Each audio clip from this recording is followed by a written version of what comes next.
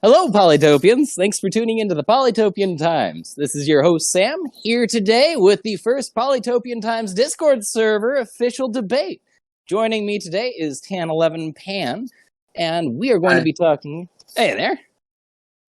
We are going to be talking about which tribe is better, Oumaji or Yadakk. Defending Oumaji today, we have Tan11 Pan. And over here for Yadakk, we have myself. So, without any further ado, let's jump on in and let Tan begin by telling us why Oumaji is actually the best tribe compared to Yadakk. Well, Oumaji, as everybody knows, starts with a rider. So, basically, you can expand in a direction without using up any stars.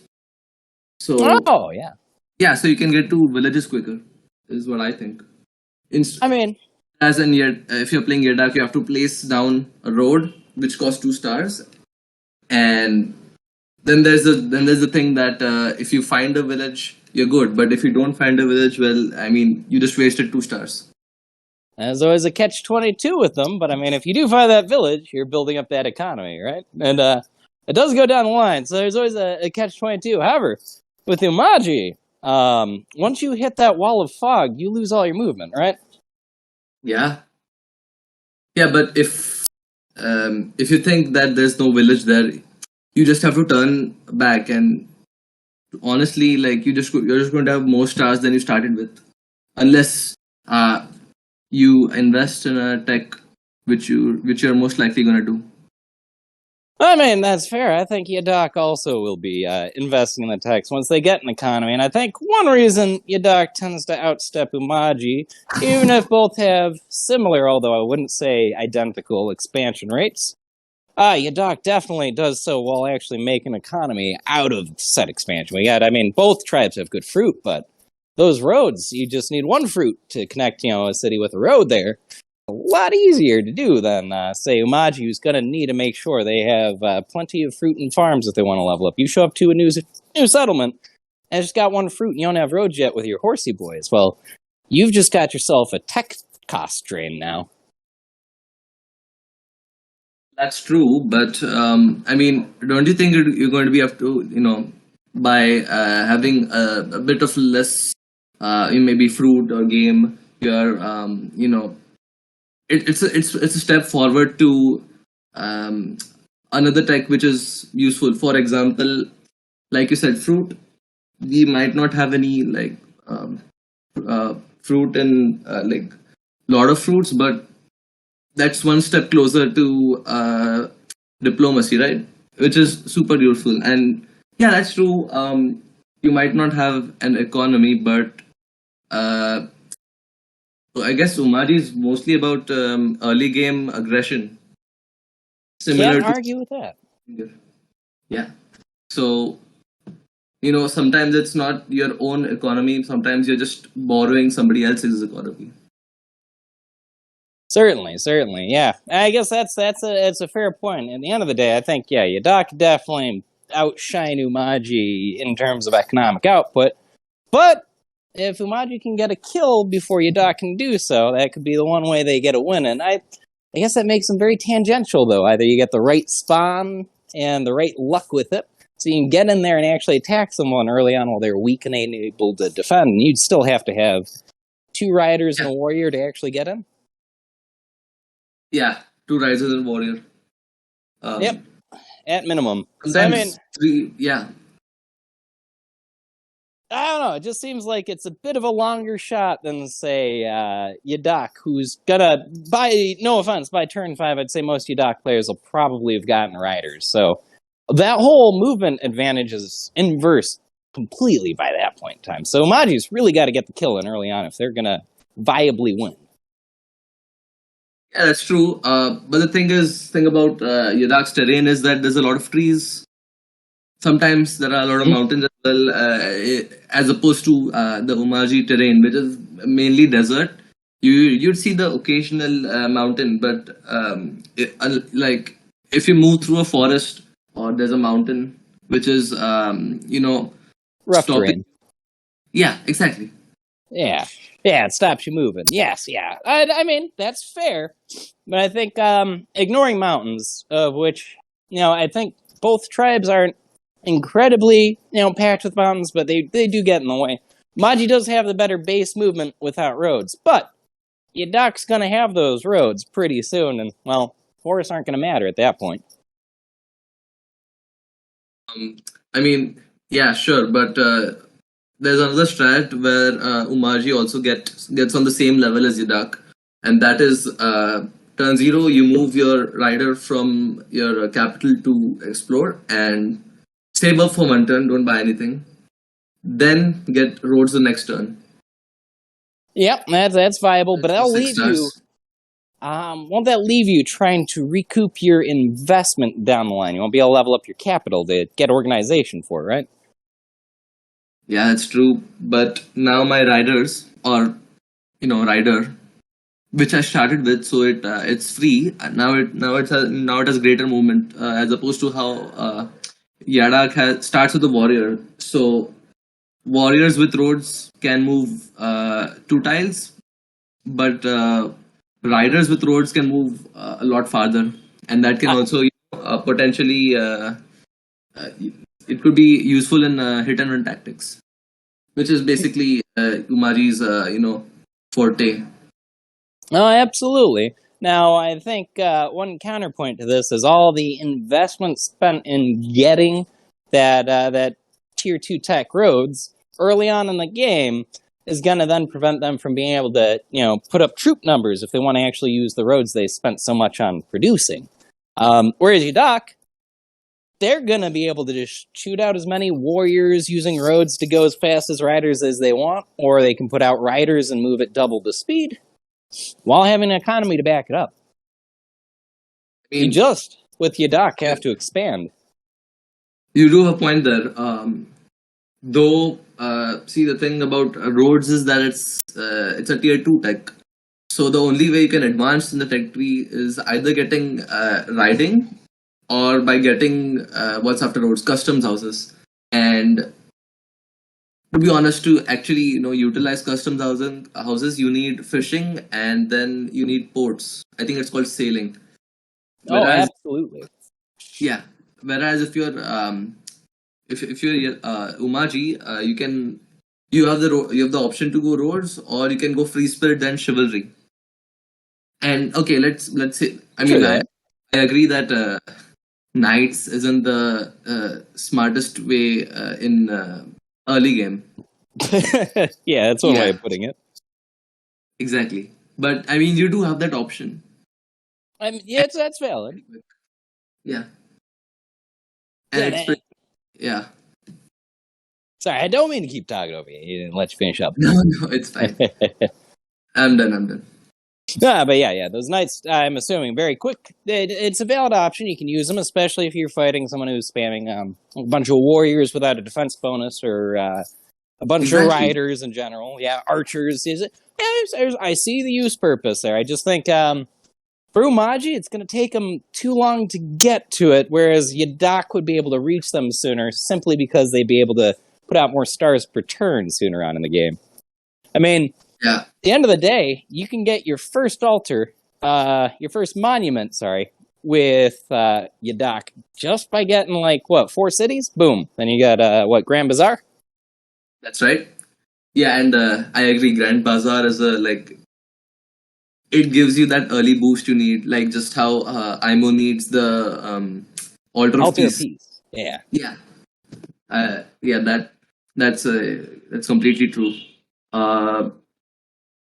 Though, I mean, I'd say if you're going to do a Yadakk versus Oumaji 1v1, let's just say it's a small lakes map.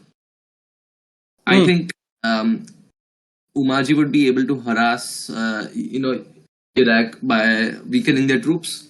So what I've seen in most games is they send a couple of riders, and when you're about to take the village, they've weakened it enough, just enough so they can capture and then get the village and basically steal the village. I mean, that's fair. I think I think they might have some trouble getting over there. If the map's open enough, Yadakk will have enough capabilities to retaliate and respond in kind. To maybe keep those riders back before they can really make a big enough impact. And then once you hit the mid game, you start looking more at naval plays, and well, Yadakk's going to be right there with the customs houses once they get a port. Yeah, that makes sense. Rule the waves. Yes. Oh, yeah, the wave. Yeah, but about the retaliation, I guess, mostly Yadakk is going to have warriors, right? Warriors of exploring into other villages, not riders. Right? I don't know. By turn 5, they may have a mix of both. By turn 5 myself, I'd be using frontline warriors, backline riders, running forth, killing weakened riders so they never die and always get vetted. Yeah, that's true. But I think Oumaji would be. I've seen these tactics like the hit and run and then capture the village by turn 2 or 3, especially if it's a small map. That's fair. That's fair. They are one of the only tribes capable of actually diving into the aggro hole and seeing some success with it. I think the other big one in everyone's mind's got to be Vengir here because, swords. Yeah, Vengir. That's just straight up bullying. Yeah. For this debate, let's just exclude massive maps because those maps gives you a lot of time to prepare. You actually need you mostly research everything. So let's stick to small. Do you think? Oh yeah. But even the context of small, medium-sized maps, it's. I don't know, Oumaji can get in there, but Yadakk can get right back at him just as fast. And until Oumaji gets roads, which, say they buy that tech on the second turn, like you're saying, they save up the first turn, don't buy anything, get the tech the second turn. They won't, I don't believe, have enough stars to lay down a road until the turn after. And that'll be just a single road tile. It won't be, they'll be generating 2 stars per turn, enough to make a road, but no military. Yeah, that's true. So what you're saying is you either have a good military or you have a good, maneuverability. Yes, and that really is kind of the crux of things. I think I'm still giving Yadakk the edge on this as an overall more versatile tribe. They're capable of getting into people's face early on, although, in all fairness, I have to agree, I don't think they have that turn 0 impact that Oumaji can have, especially if Oumaji is playing a very stealthy game, gets, say, an explorer, so they can move very fast and then swoops into an undefended capital while somebody's off exploring. Exactly. Yeah, so so you wouldn't expect a rider in your capital, especially if that rider is coupled with roads. Oh, yes, yeah. You can come right out of the mist on them. Yeah. And another thing I just thought of is that see, when you meet another tribe, you get a certain bonus. And when you meet Oumaji, there's a good chance they're still going to be in their 600 to 700 point range, whereas Yadakk with their Grand Bazaar and with their interconnected cities is going to have a lot more. So so it's the difference between your opponent getting 3 stars and your opponent getting maybe 6 or maybe 9 stars. Yeah, it can really ladder up. I think that's kind of the story of Oumaji. Either you're playing an aggressive game that's successful with the aggro hole style assault early on, or you're playing an expansionist game with more of a focus on territory and economic growth with a balanced amount of war fighting instead of an overall focus on it. But I do feel like, that middle road just leaves them as a slightly worse version of Yadakk once Yadakk gets roads, which riders, which won't take them super long. Okay, so even if we do consider Yadakk getting better spawn rates and better luck at finding villages that just increases the tech price as opposed to where like Oumaji, you have it's a steady curve instead of the tech price skyrocketing up. Like I mean, I've played. I mainly play as Yadakk. If you give me the choice to play any tribe, I'd play Yadakk. Right. But Yadakk is sometimes you explore in two directions at the same time, so you end up getting twice as many cities, but which isn't really a bad thing. But that means you can't advance to the tech tree faster than Oumaji, who have a more steady increase in tech price and economy. That's very fair, actually. One thing about Yadakk is, and I think that's one of their bigger weaknesses, is the temptation to overexpand, to get too many cities, to go too far, to spread yourself too thin, and to drive up your tech costs too high, too quickly, too early on. And yeah, I think that's actually a very good thing to leverage against that tribe there, because that's, while not an Achilles heel for them, it's definitely a thing that happens to them. That's true. Yeah. But I think, in all fairness, Oumaji doesn't really worry too much about the tech tree beyond some basic techs. Once they've got farming, farming organization and roads, they're pretty set for a big portion of the game. You can win with just those three techs. Yeah, especially farming, because Oumaji terrain has a lot of that. Yes, yeah, it's ridiculously packed. Economically, you're set for at least the mid game and the early game with those two echo techs, and then you just need to have roads so you can use your riders effectively. Although that does help get you those extra stars. That could be the difference between getting 5 stars back on your level up or just being 1 pop short. Right.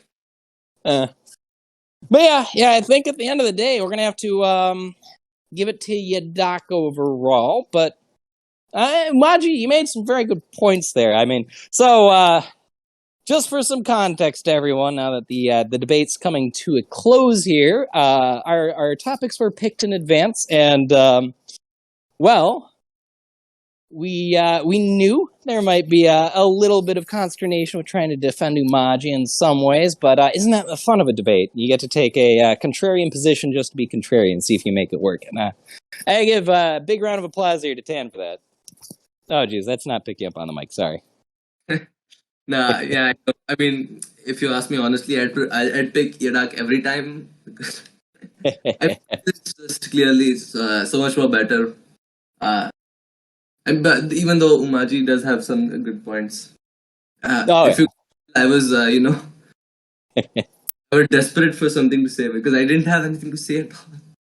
Oh yeah, well, I mean, you came up with some valid points. I think I might have struggled even more coming up with something beyond riders fast. But if you counter with, but Yadakk riders roads faster, then yeah, it's like, oh, that broke apart really fast. Oops. Yeah, and I'm surprised you didn't bring the Yadakk music, the theme song into this argument, because if you did, it would be a decisive victory. Yeah, that wouldn't have been fair. Can't even compare. I mean, who here doesn't love the Yadakk pop, right? Yeah.